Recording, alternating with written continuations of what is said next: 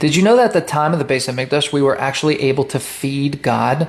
Like you would think Hashem doesn't need food, but throughout the Torah, when it comes to talking about the korbanos or the sacrifices, the Torah refers to sacrifices as Hashem's bread or his mazon, that whatever we elevate up to God actually feeds him. Now, how can you feed God? God doesn't need food. What you're feeding is the connection between Hashem, his Jewish people, and the world.